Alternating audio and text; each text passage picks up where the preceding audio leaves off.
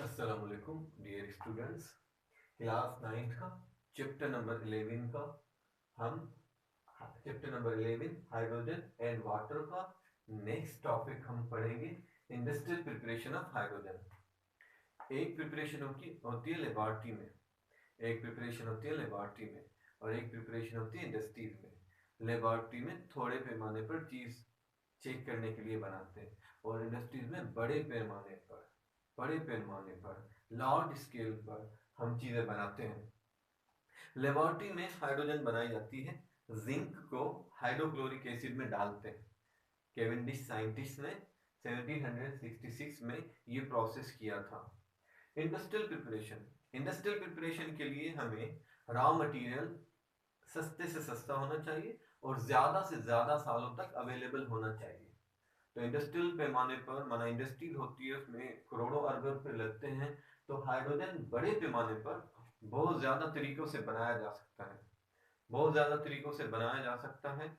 सो जो है आप इंटर क्लास में आओगे तो 7 डिफरेंट मेथड्स होंगे। यहाँ हम जो है 4 डिफरेंट मेथड्स पढ़ेंगे। By passing steam over coke, coke बोलते हैं कार्बन को। कार्बन में से जब steam water in the form of vapours गुजारेंगे 1000 डिग्री सी टेम्परेचर पर, व्हेन रेड हॉट कोक में से जब रेड हॉट कोक में से वाटर वेपर्स को 1000 डिग्री सी टेम्परेचर पर गुजारेंगे, the mixture of carbon monoxide and hydrogen gas is obtained, which is known as water gas.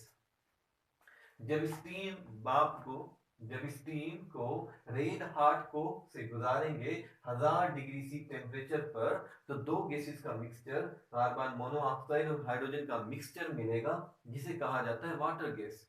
Water gas खुद एक अच्छा फ्यूल है। वाटर गैस मीथेनॉल बनाने के लिए भी इस्तेमाल होता है। अब वाटर गैस में से हमें तो चाहिए हाइड्रोजन, हमें तो हाइड्रोजन चाहिए। तो हाइड्रोजन हम कैसे हासिल कर सकते हैं? दोनों गैसेस हैं, तो हाइड्रोजन हम वाटर गैस में से हासिल कर सकते हैं दो मेथड के जरिए। वाटर गैस में से हम हाइड्रोजन हासिल कर सकते हैं दो मेथड के जरिए, एक फिजिकल मेथड और दूसरा केमिकल मेथड। फिजिकल मेथड को हम लिक्विफिकेशन भी कहते हैं और केमिकल मेथड को हम ऑक्सीडेशन प्रोसेस भी कहते हैं। ऑक्सीडेशन प्रोसेस या बोश प्रोसेस, बोश साइंटिस्ट ने ये प्रोसेस सबसे पहले किया था। और लिक्विफिकेशन को हम जो है लिक्विफिकेशन फिजिकल प्रोसेस और लिक्विफिकेशन इसमें लिक्विफिकेशन में अच्छा हम वाटर गैस में से हाइड्रोजन लिक्विफिकेशन में कैसे हासिल कर सकते हैं? वाटर गैस को एक सिलेंडर में रखें, कार्बन मोनोऑक्साइड और हाइड्रोजन का मिक्सचर, इस सिलेंडर का टेम्परेचर -200 डिग्री सी तक गिरा दें। कूल करें आप वाटर गैस को। वाटर गैस में मौजूद कार्बन मोनोऑक्साइड ये लिक्विड में आ जाएगी और हाइड्रोजन गेट्स फ्री, हाइड्रोजन आजाद हो जाएगी, क्योंकि हाइड्रोजन का जो लिक्विफिकेशन पॉइंट है वो -252 डिग्री सी है। -200 डिग्री सी पर सिर्फ कार्बन मोनोऑक्साइड लिक्विड में आएगी, बाकी हाइड्रोजन ऐसे ही रहेगी। अगर फिर भी कार्बन मोनोऑक्साइड की कोई ट्रेसिस, कोई मॉलिक्यूल बाकी रह जाए, तो कार्बन मोनोऑक्साइड फिर उस मिक्सचर को सोडियम हाइड्रोक्साइड के साथ रिएक्ट कराएं, सोडियम फॉर्मेट बनेगा HCOONA, hydrogen gas free, hydrogen आजाद हो जाएगी।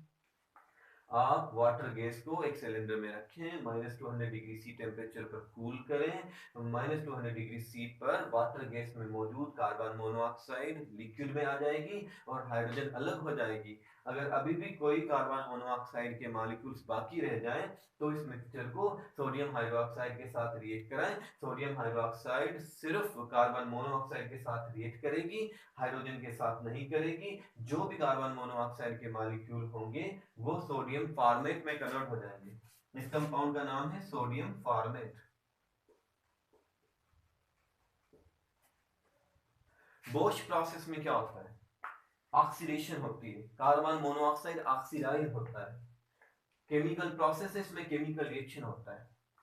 कार्बन मोनोऑक्साइड और हाइड्रोजन के मिक्सचर को ज्यादा ज्यादा H2O वाटर वेपर्स के साथ 500 डिग्री सी टेम्परेचर और क्रोमियम ऑक्साइड या आयरन ऑक्साइड कैटलिस्ट की मौजूदगी में हीट देंगे तो कार्बन मोनोऑक्साइड ऑक्सीडाइज हो जाएगी कार्बन डाइऑक्साइड में और हाइड्रोजन गेट फ्री हाइड्रोजन जो है वो आज़ाद हो जाएगी। Carbon dioxide is water soluble, carbon dioxide जो है वो वाटर में हल हो जाएगी, कार्बन डाइऑक्साइड जो है वो वाटर में हल हो जाएगी, कार्बन डाइऑक्साइड वाटर में हल हो जाएगी और हाइड्रोजन अलग हो जाएगी और हाइड्रोजन अलग हो जाएगी। तो केमिकल प्रोसेस और ऑक्सीडेशन प्रोसेस और बोश प्रोसेस में क्या होता है, वाटर गैस को ज्यादा स्टीम के साथ क्रोमियम ऑक्साइड या आयरन ऑक्साइड कैटलिस्ट की मौजूदगी में 500 डिग्री सी टेम्परेचर की मौजूदगी में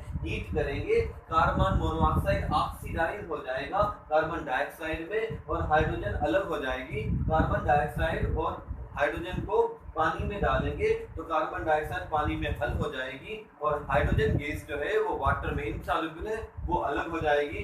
तो वाटर गैस में से हाइड्रोजन अलग करने के दो तरीके हैं, एक फिजिकल मेथड जिसे लिक्विफिकेशन भी कहा जाता है, दूसरा केमिकल मेथड जिसे ऑक्सीडेशन प्रोसेस भी कहा जाता है और बोश प्रोसेस भी कहा जाता है। दूसरा इंडस्ट्रियल मेथड हाइड्रोजन को बनाने का from natural gas, hydrocarbon steam process. Basic hydrocarbon methane है। जब मीथेन में से वाटर वेपर्स को गुजारेंगे एक nickel catalyst and 900 degree C temperature 900 degree C temperature पर निकल कैटलिस्ट की मौजूदगी में हाइड्रोजन वाटर वेपर्स को बेसिक हाइड्रोकार्बन मीथेन में से गुजारेंगे देन फिर the mixture of carbon monoxide and hydrogen gas is formed which is known as water gas। फिर से वही मिक्सचर कार्बन मोनोऑक्साइड का और हाइड्रोजन गैस का मिलेगा। इस कार्बन मोनोऑक्साइड और हाइड्रोजन गैस के मिक्सचर में से फिर वापस से इसी तरह से दो मेथड के जरिए हाइड्रोजन को अलग किया जा सकता है जो हमने अभी रिपीट किया। By thermal decomposition of methane, thermal माना हीट, मीथेन को 700 डिग्री सी टेम्परेचर पर हीट करेंगे in the absence of air, हवा की गैर मौजूदगी में, in the absence of air हवा की गैर मौजूदगी में जब मीथेन को 700 डिग्री सी टेम्परेचर पर हीट करेंगे तो मीथेन टूट जाएगा carbon black and hydrogen gas, इसमें कार्बन सॉलिड होगा और हाइड्रोजन गैस दोनों अलग अलग हो जाएंगे।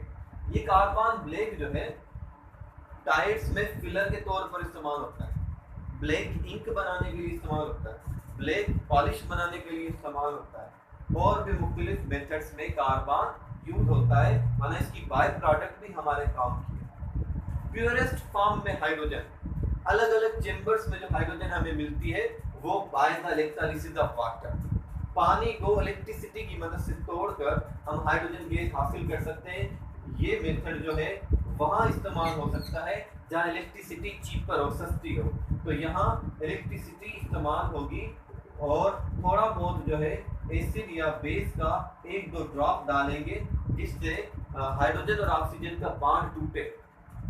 वाटर को जब इलेक्ट्रिसिटी देंगे इलेक्ट्रोलिसिस प्रोसेस के जरिए, जब वाटर को इलेक्ट्रिसिटी देंगे तो वाटर टूट जाएगा हाइड्रोजन गैस और ऑक्सीजन गैस में। प्यूरेस्ट फॉर्म में जो हाइड्रोजन हमें मिलती है इंडस्ट्रियल लेवल पर वो इस प्रोसेस से मिलती है। अब इलेक्ट्रोलिसिस प्रोसेस क्या है? इलेक्ट्रोलिसिस प्रोसेस इलेक्ट्रोलाइटिक सेल में होता है, दो इलेक्ट्रोड्स होती हैं, इलेक्ट्रोलाइटिक सॉल्यूशन वाटर की होगी, इलेक्ट्रिसिटी बैटरी के जरिए देंगे तो क्या होगा, देखें ये एक इलेक्ट्रोड है, ये दूसरी इलेक्ट्रोड है, ये कैथोड और ये एनोड, ये बड़ा बीकर इसमें H2O वाटर और ये बैटरी, बैटरी का नेगेटिव टर्मिनल कैथोड से और पॉजिटिव टर्मिनल जो है एनोड से, इसमें एसिड या बेस का जो है कोई ड्रॉप डालेंगे। जैसे इलेक्ट्रिसिटी ऑन करेंगे तो जो पॉजिटिवली चार्ज हाइड्रोजन है वो जाएगी कैथोड की तरफ और जो नेगेटिवली चार्ज ऑक्सीजन है वो जाएगा एनोड की तरफ। हाइड्रोजन कैथोड पर प्योर फॉर्म में मिलेगी और ऑक्सीजन एनोड पर प्योर फॉर्म में मिलेगी। तो प्योरेस्ट फॉर्म वाली जो हमें हाइड्रोजन है वो इलेक्ट्रोलिसिस प्रोसेस से मिलती है। इलेक्ट्रोलिसिस प्रोसेस क्या है? The process in which ions move towards their respective electrodes under the influence of electricity is known as electrolysis process। ये इलेक्ट्रोलाइटिक सेल है, इसमें दो इलेक्ट्रोड्स कैथोड और एनोड इलेक्ट्रोलाइटिक सॉल्यूशन वाटर की और इलेक्ट्रिसिटी बैटरी की मदद से देते हैं। इसमें कैथोड पर रिडक्शन होती है और एनोड पर ऑक्सीडेशन होती है। हमें हाइड्रोजन कैथोड पर मिलती है और ऑक्सीजन एनोड पर। तो इस प्रोसेस से हम प्योर फॉर्म वाली हाइड्रोजन हासिल कर सकते हैं। That's all।